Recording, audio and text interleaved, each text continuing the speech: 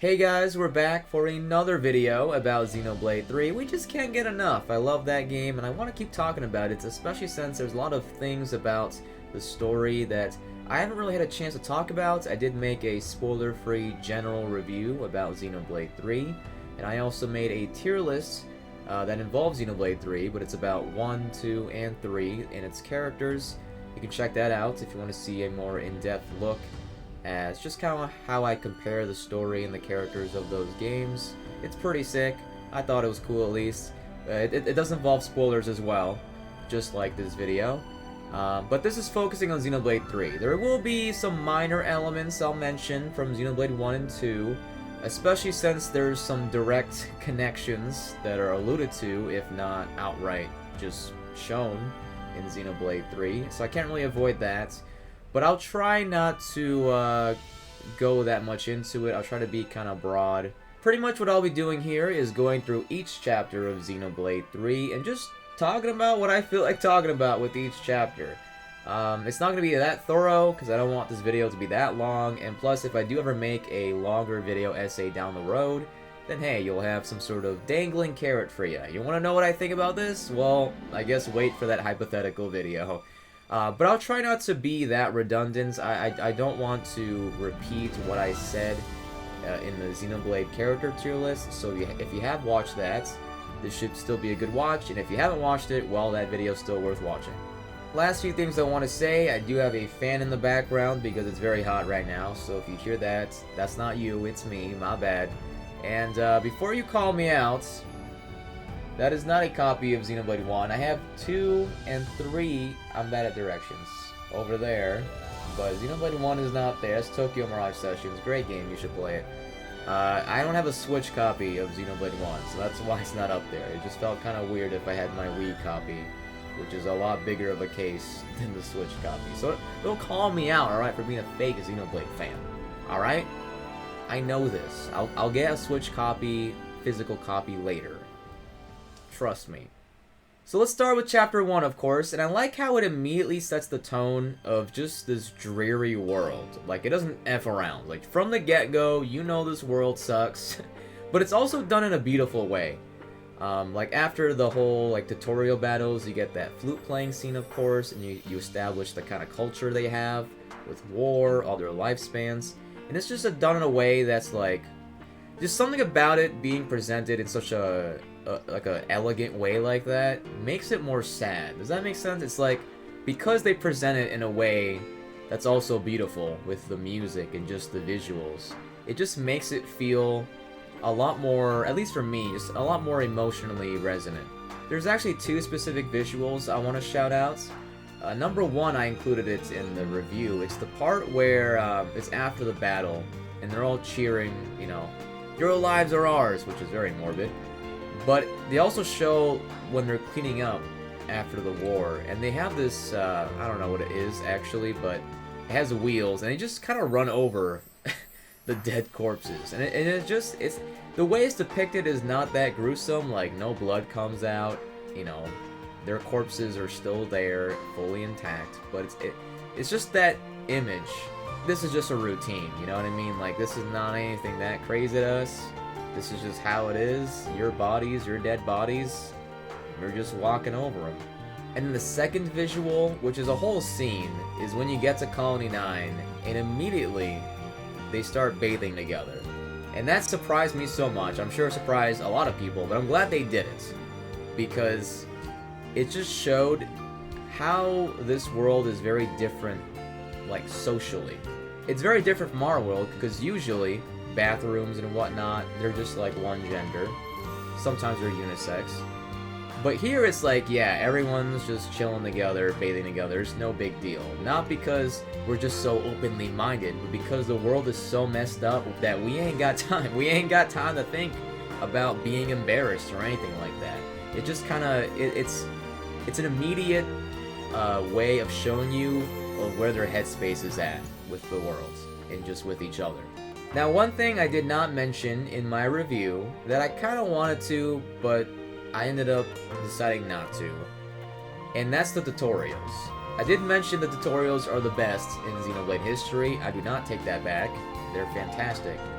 However, I think for more experienced players, whether you're a more experienced Xenoblade fan or a more experienced gamer in general, they are quite handholdy. Like, even when it comes to equipping accessories, they make sure you do it step by step by step. You know, open the menu. Okay, go do this. Alright, go pick this. Alright, now close the menu before you can do anything else. Like, I get why they did that, because in Xenoblade 2, the tutorials were not good.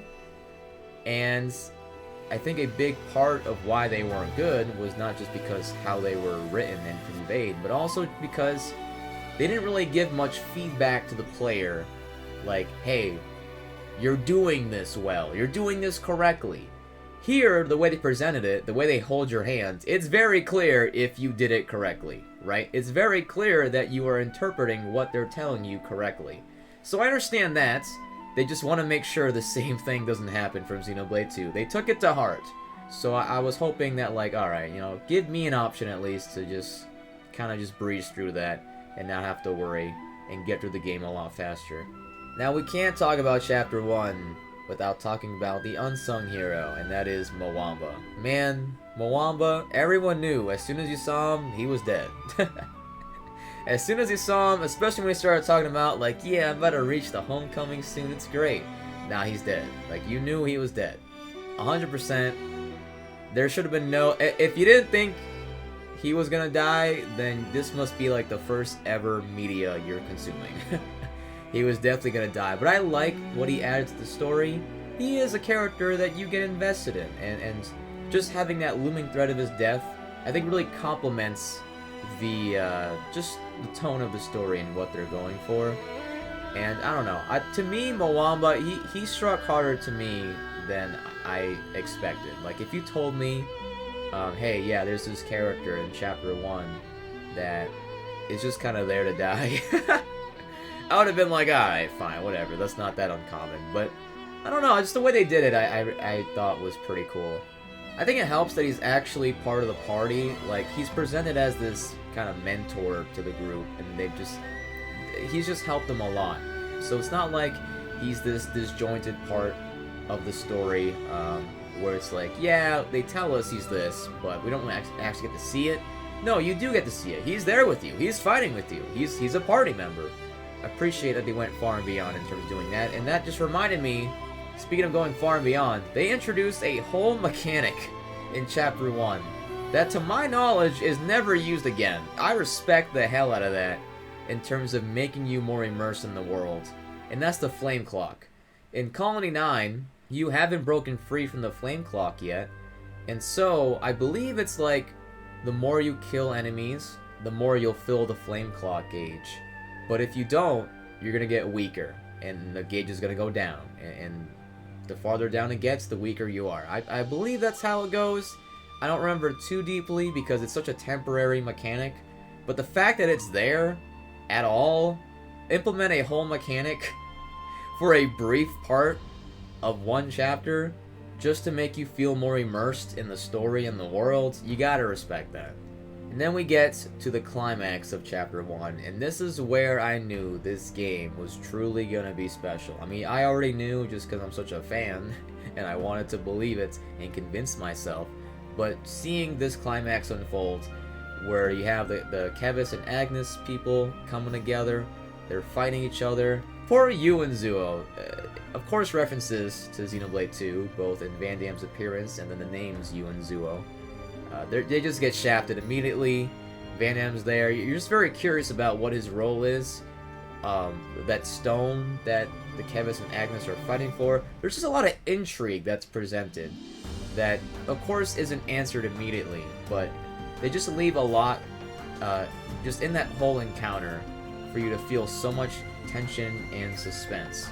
I just love how it was done. I love the choreography of the action scenes, the banter between the two groups who are, you know, not very friendly to say the least. If you guys have seen my prediction video for Xenoblade 3, I predicted that Van Damme would betray you, and that of course did not age well. I think that's hilarious. That's why I made that video. It's because, well, I'm either a genius or it's gonna be really funny.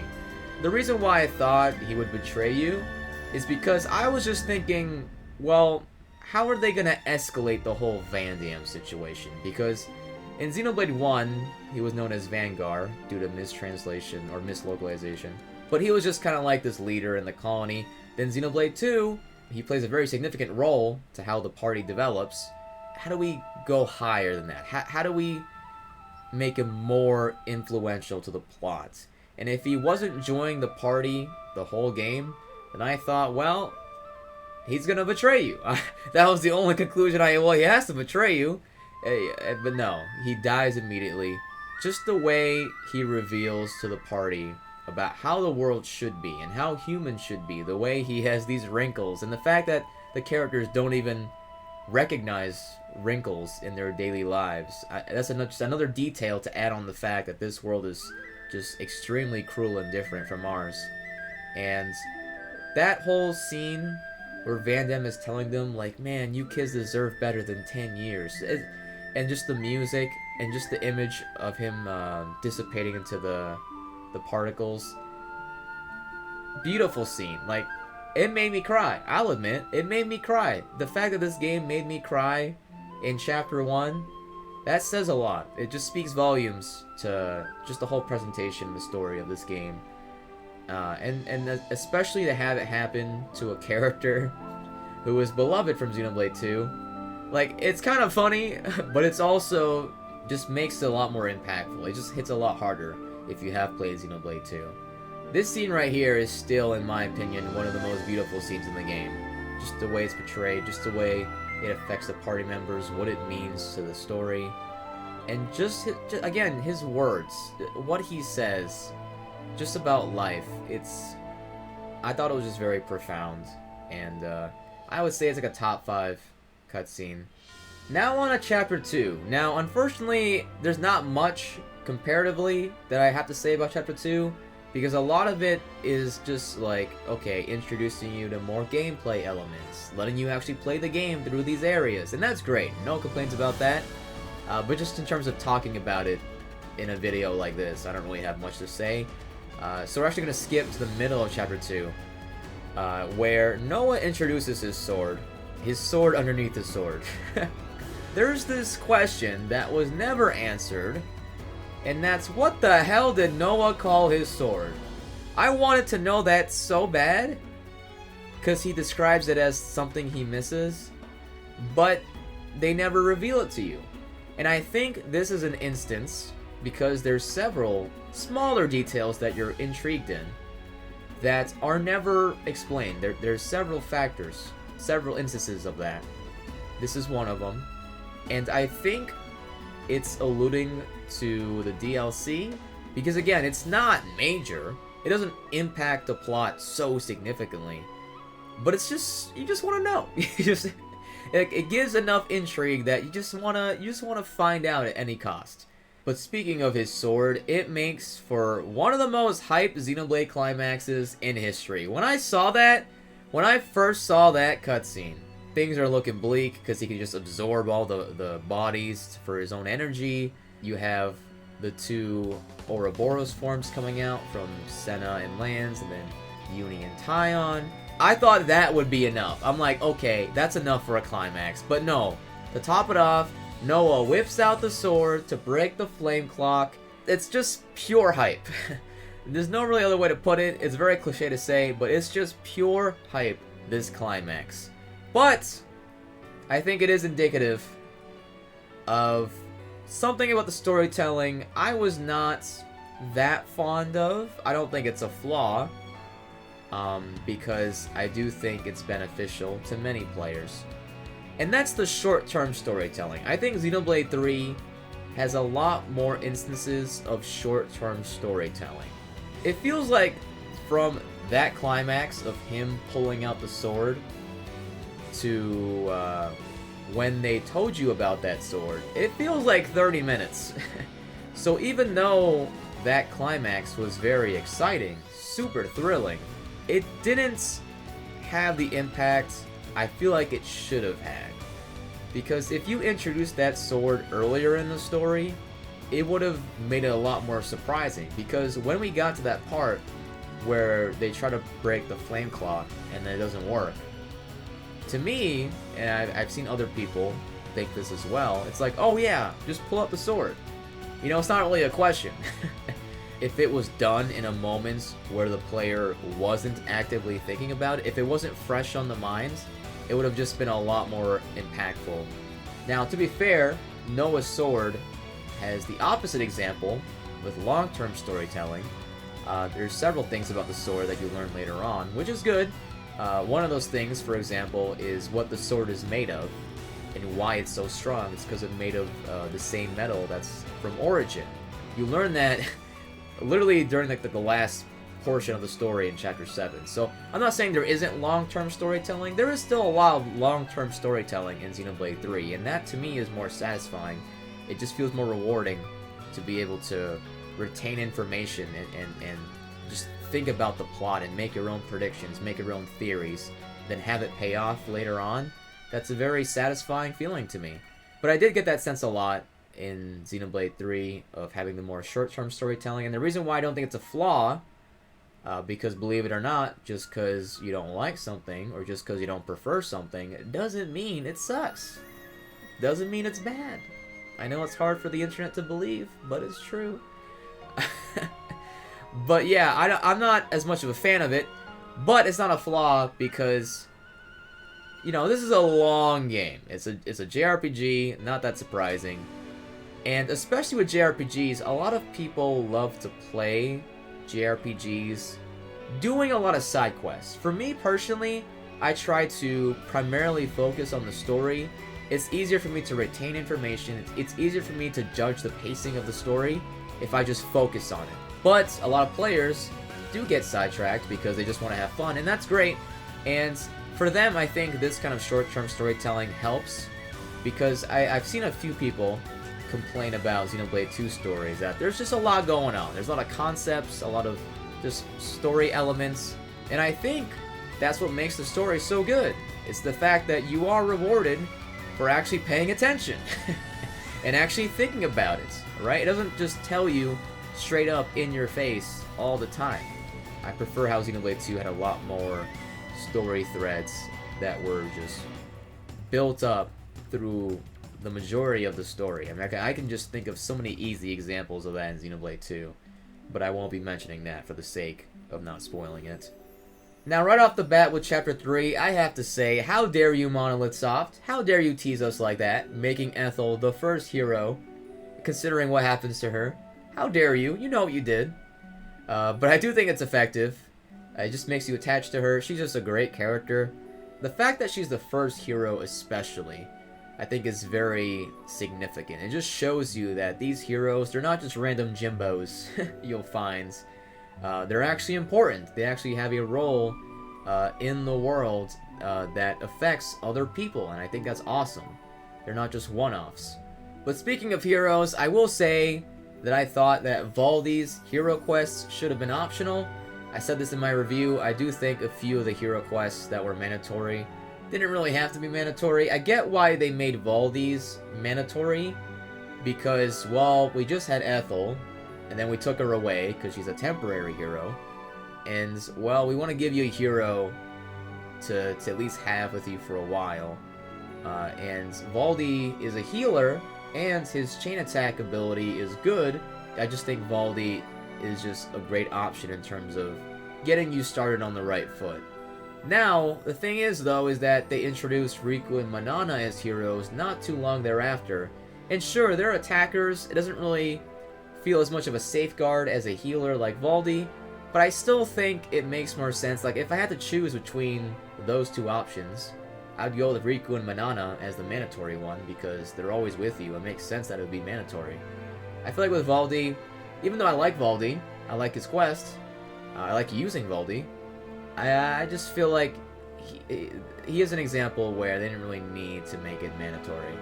Especially because it's sandwiched between Ethel's hero quest, which is short to be fair, and then also Riku and Manana's. Like, having 3 hero quests in a row, kind of overkill in my opinion, and Valdi to me is the one that has the most reason to just not be mandatory. But that does conclude with the Yorin reveal. I already talked about Yorin in my character tier list, so I won't go deep into that right now. But what I will say is that I think that might have been the hardest boss fight in the game. I don't know, maybe it's just me. I lost like at least 3 times to Yorin. Just his stupid ground pound move and it topples everybody is terrible. Now before we get to chapter 4, I want to talk about a series of side quests real quick. Just shout it out. I don't remember if you unlock it in chapter 3 or 4, but just in case, I'll mention it here. It's Teach's Teachers. Not just teach the hero quest, but Teach's Teachers. I love that whole colony and that line of side quests. Probably my favorite, honestly, in the whole game, at least that I've done so far. There's still more side quests I need to do. I love that colony. I love the whole theme of you teaching and mentoring the kids who all have their own different personalities and their whole things going on. I like Teach as a character too, so that helps. That whole area, like, not that colony specifically, but what's surrounding that colony is so freaking beautiful. Man, huge fan.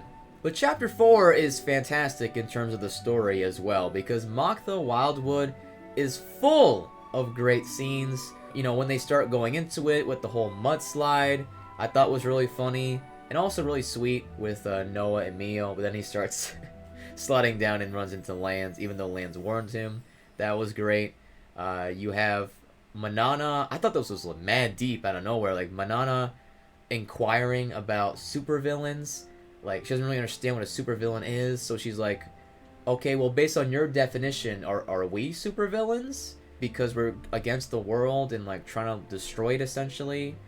Or is the world a supervillain? I don't know. I just thought that was very strangely profound. Because it just comes from a place of just innocence from Manana.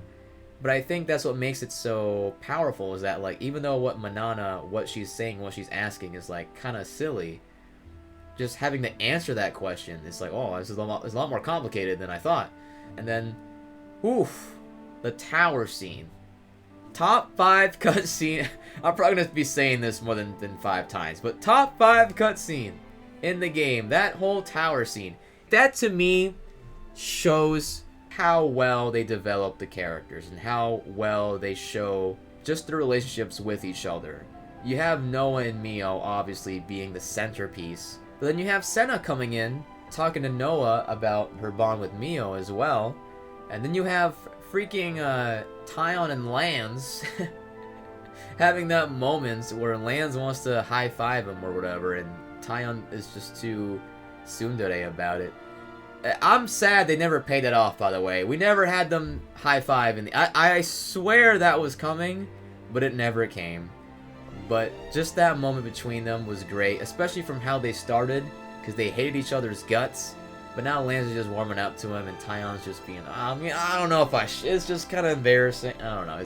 I love that scene so much. Just every part of that scene, every moving part was done fantastically. Is that a word? I don't know.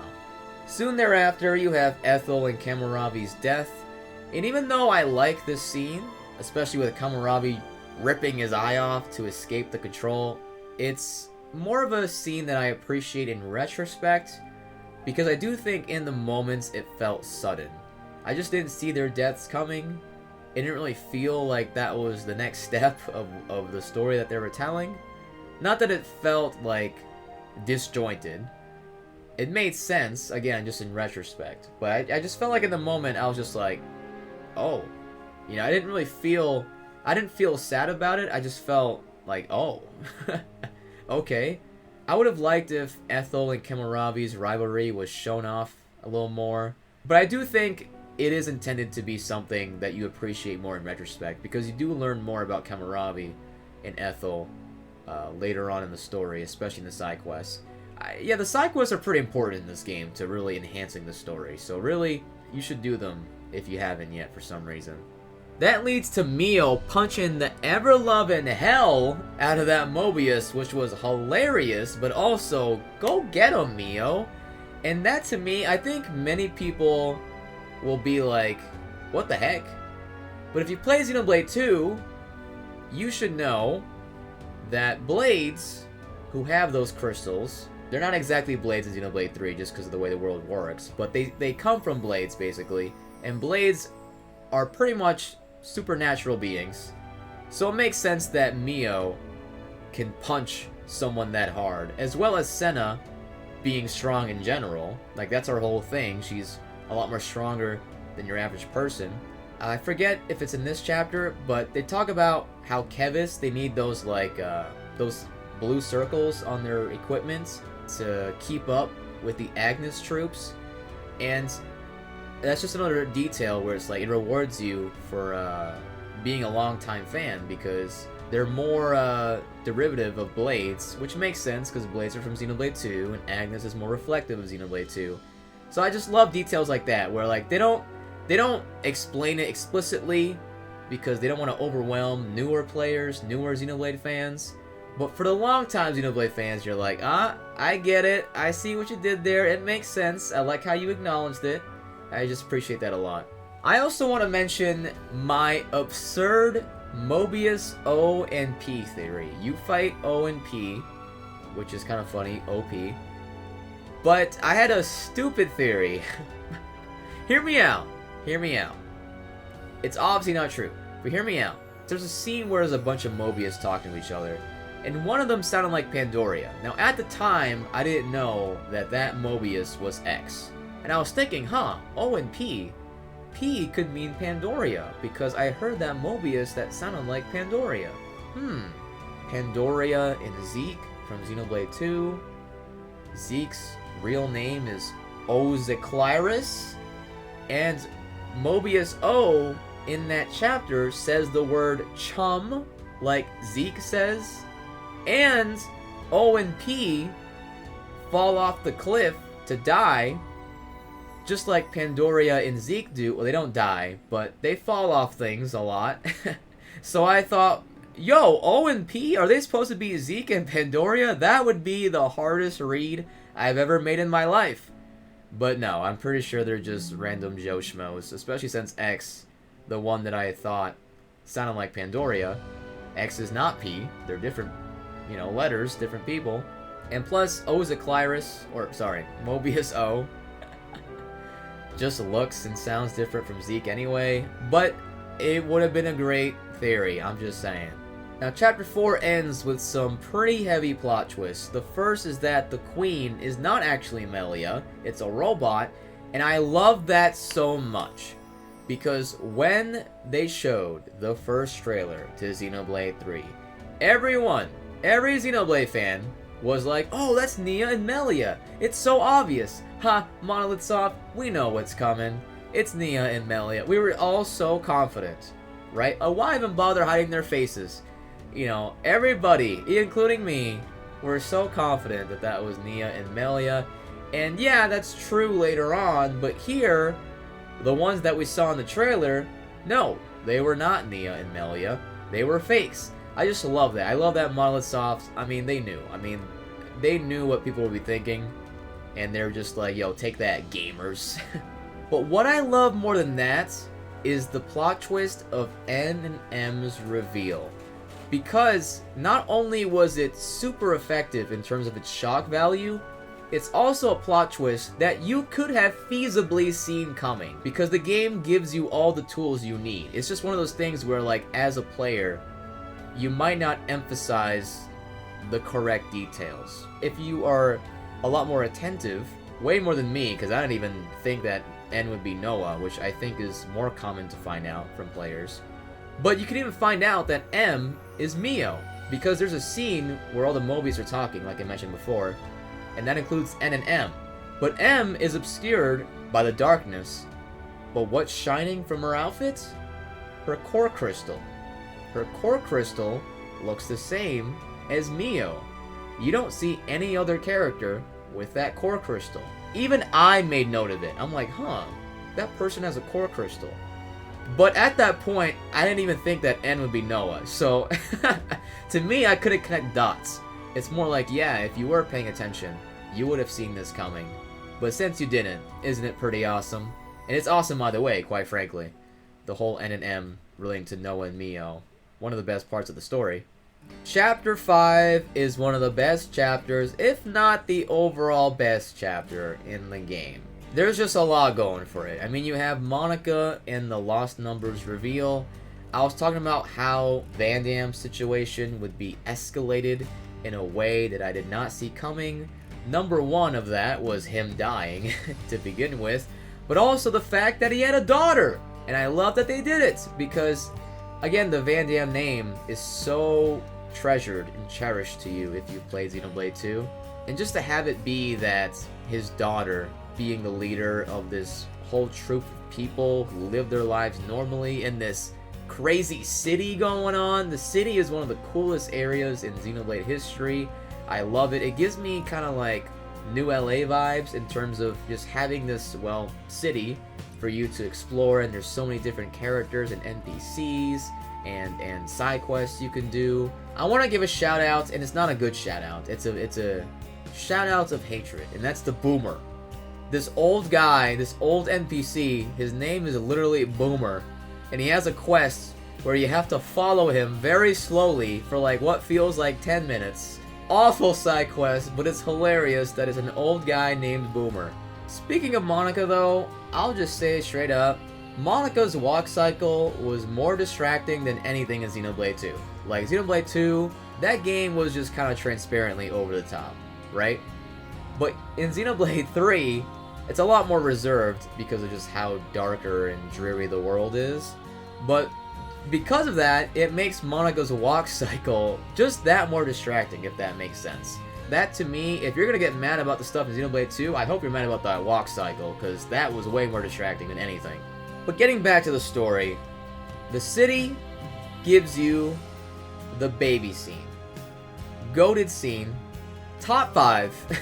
I could not believe my eyes. I could not believe what I was witnessing. It's a very simple premise, but just the way it's executed, it just makes life seem so beautiful. It just, even though our lives are also pretty shitty at times, if not overall, that scene paints such a heartwarming depiction, a heartwarming portrayal. It served its purpose in terms of making you appreciate your own life more, but also making the characters realize that, yes, they're not wrong to believe that their lives are bad. They're not being ungrateful. They're not being weird or anything like that. No, they're justified. Frickin' Tyon's reaction, man. That whole scene, oh my god, to top it off, the old doctor coming in.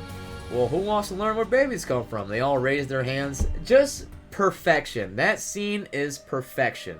And right after that, they introduced the founders. And how they introduced them, I thought, was so intelligent. Because most of the founders are unknown to you. They're not really characters that you could recognize. But Shulk is one of them, or at least what appears to be Shulk.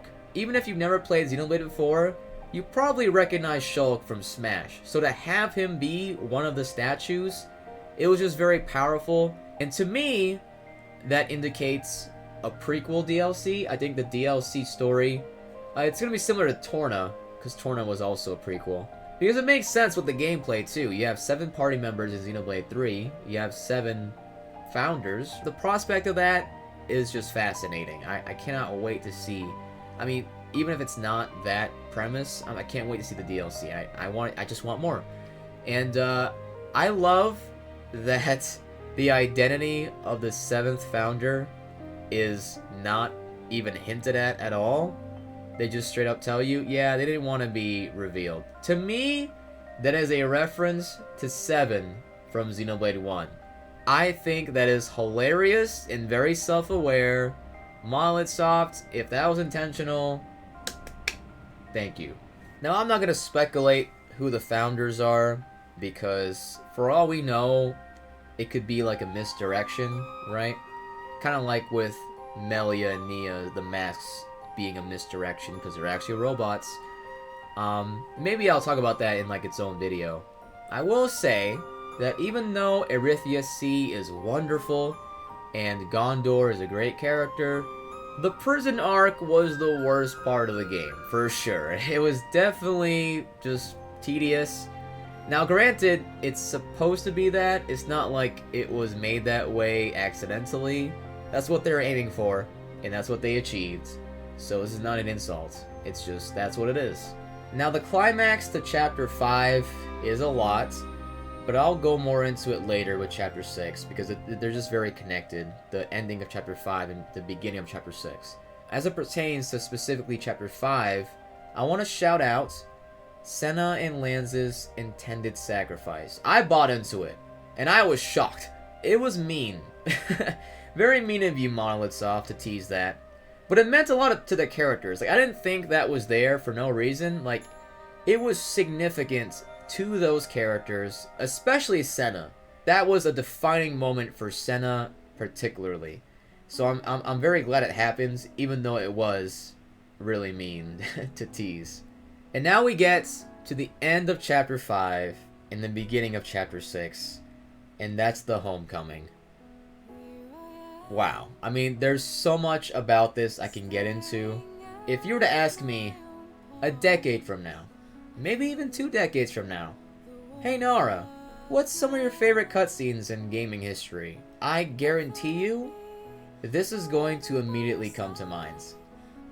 Just this whole sequence of events, I felt like, for me, fiction peaked.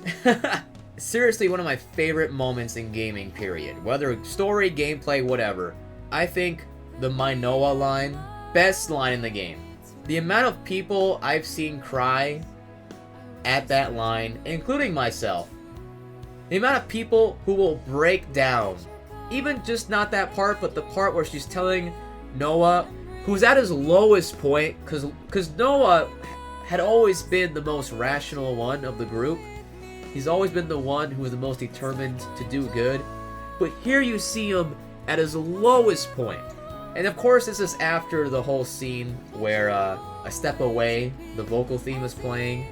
And the way that was presented with the moon and then them just continuously trying to get out. You see the whole party at their lowest point. It's just so powerful. But Noah specifically, seeing him at his lowest with the bloody knuckles and him just losing his sanity and questioning everything he's ever believed and what he's done. And just that whole image of him clenching his fists with the bloody knuckles, him feeling helpless. I'm getting emotional. I'm sorry. It's an amazing scene. And then Mio tells him, don't say it was for nothing, because just the way you influenced my life. Like, I'm getting emotional thinking about it, because it's these kind of themes, these kind of messages the game gives that really resonate with me, and why I think it's important that many people give the game a try. Yeah, I'm not going to repeat the dialogue lines, because I'll cry if I do. Just that ending line, specifically, I think is the best line in the whole game. Especially since you can look at it so differently once you realize that M and Mio essentially body swapped. And what I like about that as well, it's to a lesser extent, but it still applies, it's a plot twist that is shocking, and practically you will probably never see it coming, but it makes sense in hindsight. It's justified. Because M, as shown in the climax of Chapter 5, she can manipulate the mind.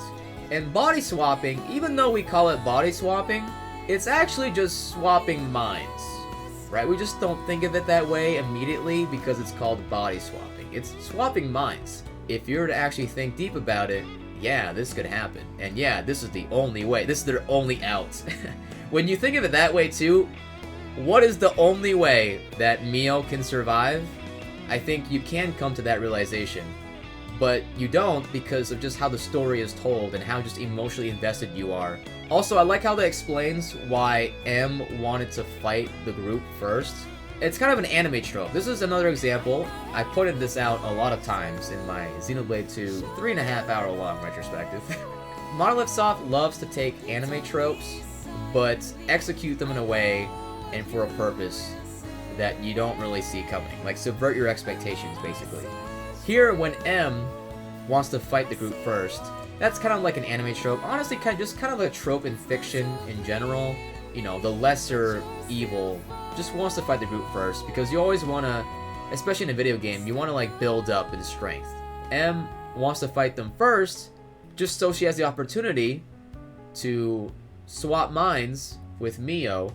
Mio can just fake fight them, basically. Like, I feel like if M was actually trying to beat the group, she would've. Now, unfortunately, Chapter 6 has a few things that I wasn't too keen on. Miyabi came back, and it seems like she came back with all of her memories, or at least a portion of it. I haven't done her other side quests yet, so maybe I'll learn more about that, but from what I determined, what I understand is that she did retain her memories, that she does remember Mio, and I think that was a mistake. I'm fine with her coming back without her memories, or maybe like just fragments of it. That's cool because that's still a consequence, right? Her sacrifice was such a defining moment for Mio. It was such a substantial amount of grief that Mio had. And so it just loses its impact knowing that Miyabi just comes back and it's all just happy again. You know, it just doesn't really... It still shapes the person Mio became, but to see it come back, it didn't click with me. I like Miyabi, don't get me wrong. I think she has a very adorable design. I like her as a character, but I didn't think... This was unnecessary to me.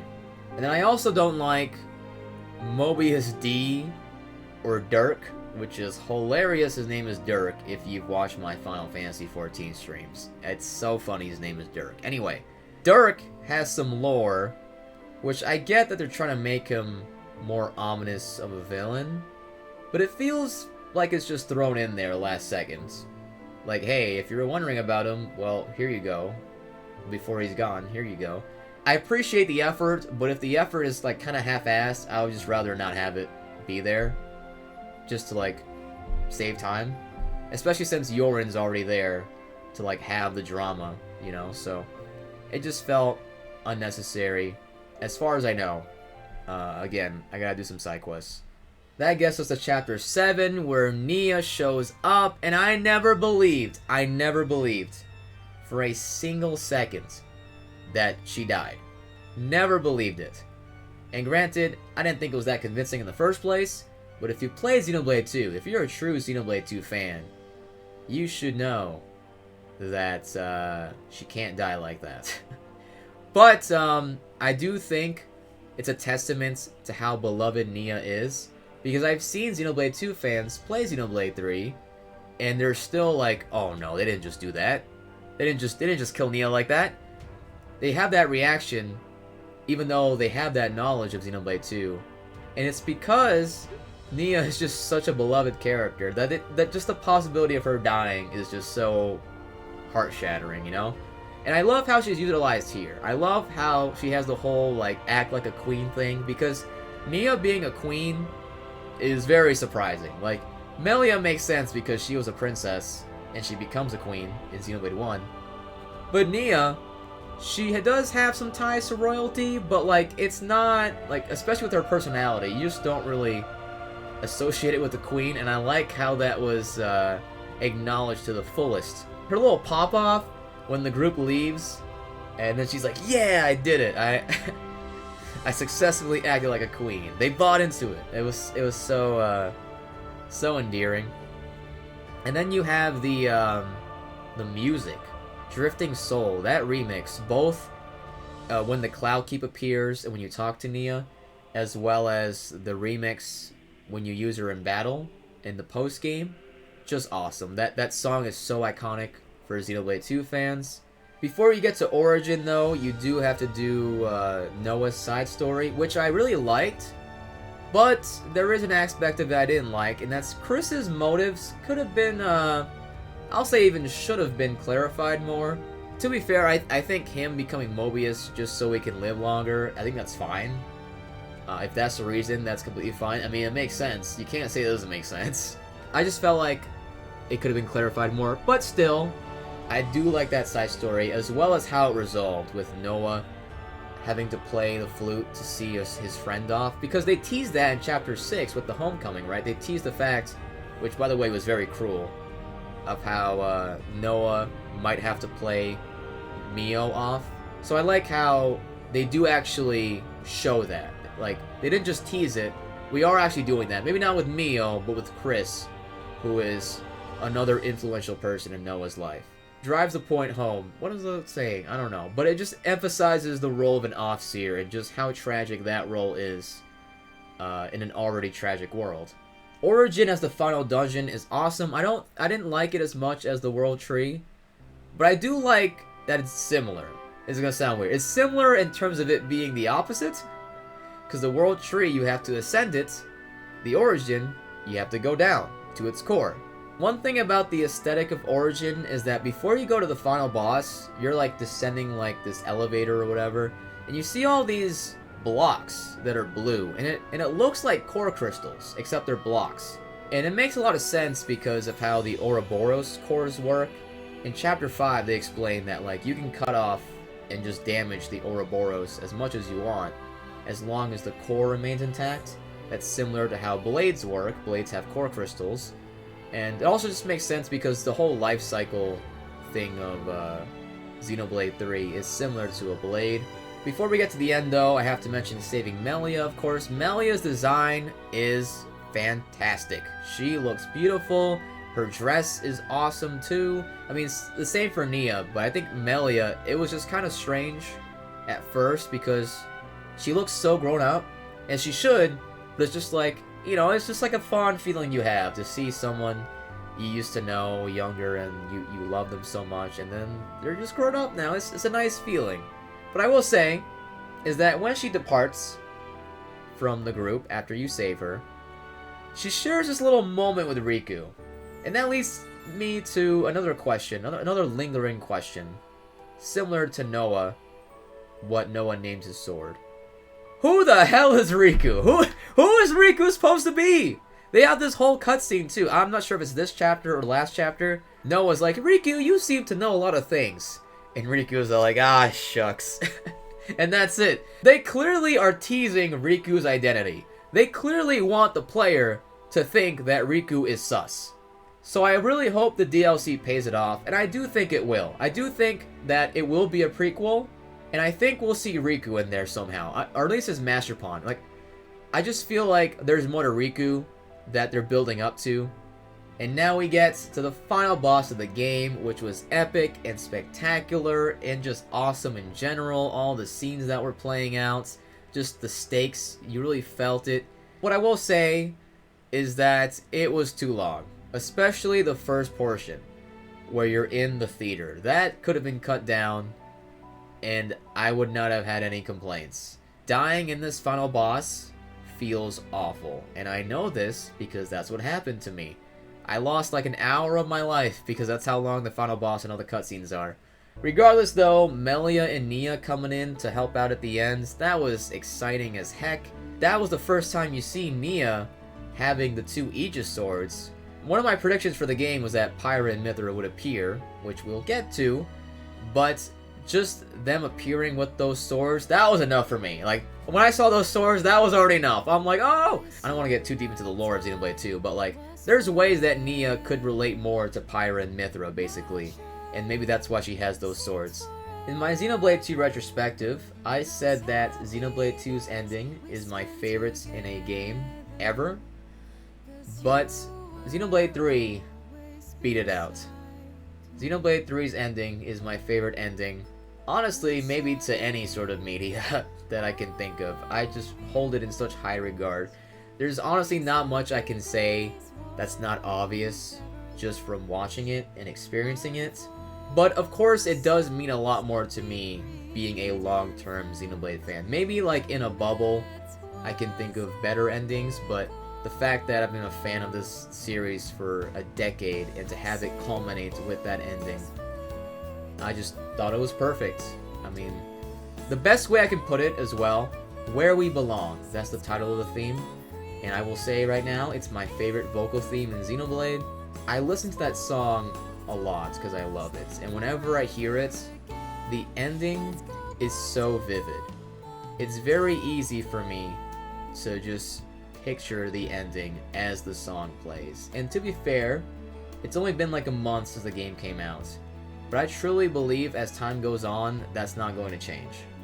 Because the ending was just so striking, not in terms of what happens, not in terms of the dialogue, but also in terms of just the visuals and just how that song complements that ending. Especially the part where Noah and Mio's hands are interlinked and the worlds start drifting apart, so their hands start going away. Like, from that point on, I can imagine that so clearly. And it just makes me cry whenever I hear that song.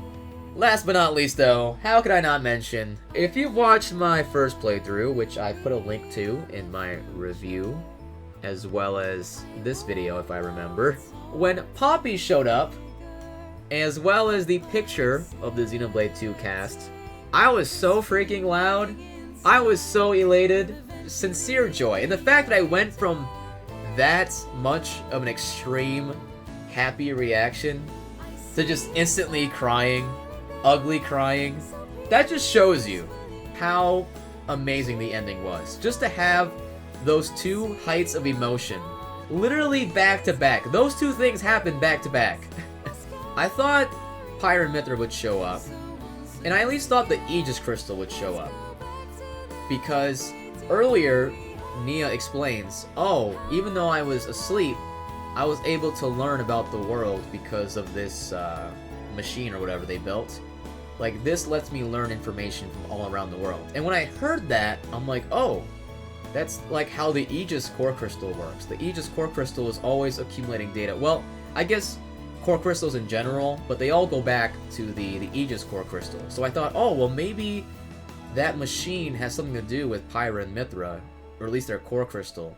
But then, Poppy pops out of it, and honestly, that makes a lot more sense, because Poppy has the Ether Furnace, which is like a one-of-a-kind Ether Furnace, so that's probably powering the machine.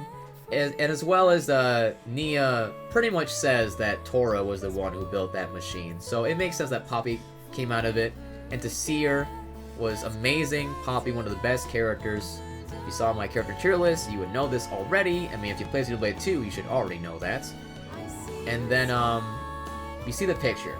And that just made me happy to see those characters happy after all the BS they go through. We've all made the jokes. I made the jokes in my tier list. I won't make it again, because it's just such an obvious joke to make. But Rex has children with Pyra, Mithra, and Nia. I think everybody expected Pyra and Mithra, but then have Nia to the fold as well.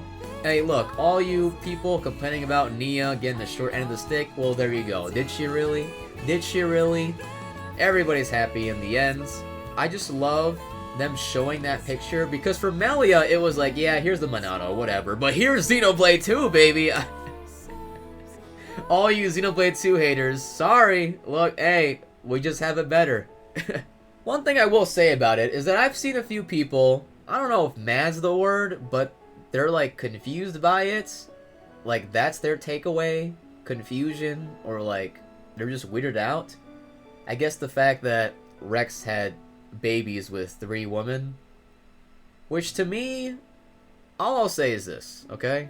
I'm gonna put it simply to you and very bluntly. It's 2022. There's so many different kinds of relationships. You know, there's open relationships, there's polygamy and polyamory, there's people who are into cucking, there's so many different types of relationships. It's definitely unconventional, but like, they're there. They exist. People and their relationships and how they decide to live their lives are different, and that's okay. It's not hurting anybody. I don't know why it's a big deal to a few people, but I mean, it's the internet, right? You're either upset for no reason, or you're ridiculing something for no reason. That's the two moves of the internet. I know it makes you look cool and gets you those nice clicks, interactions, but like, come on, guys. It's ridiculous.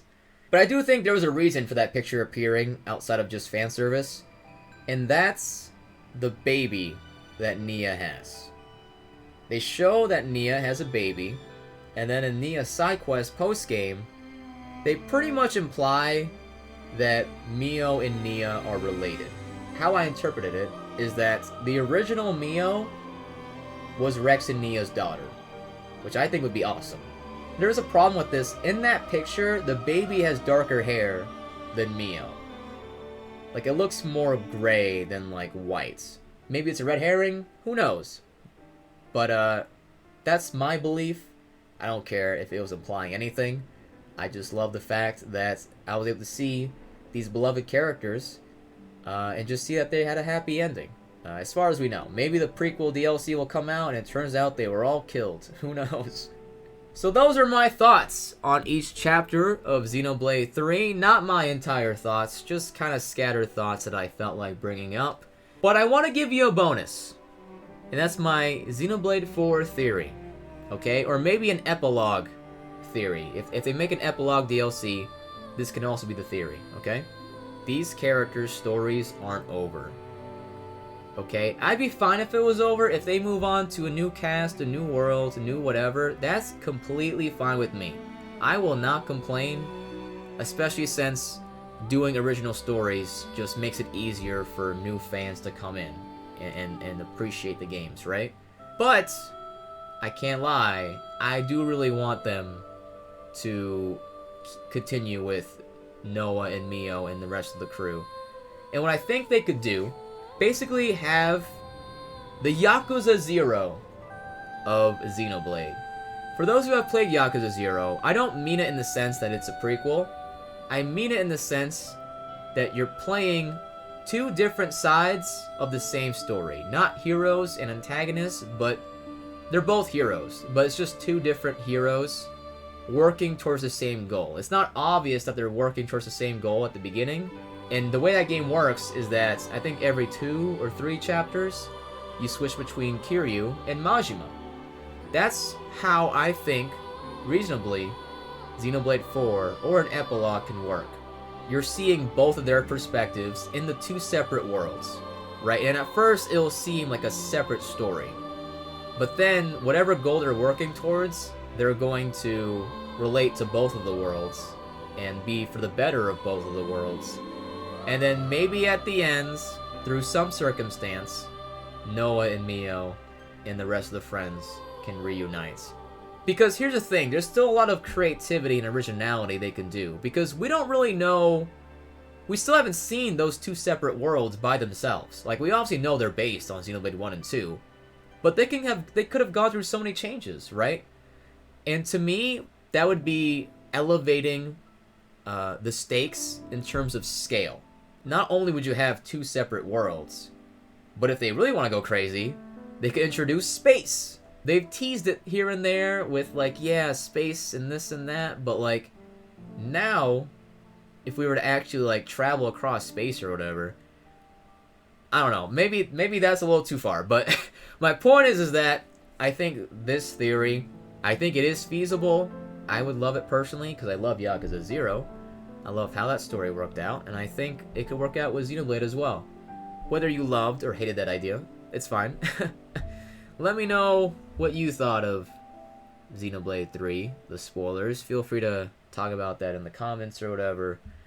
But also, make sure to not spoil it elsewhere, please. We're all Xenoblade fans. We should all be united in the fact that we do not spoil the games outside of spoiler-specific discussions. That's very important to me, guys. I've been rambling for a while, so let's finally end it. Thank you for watching.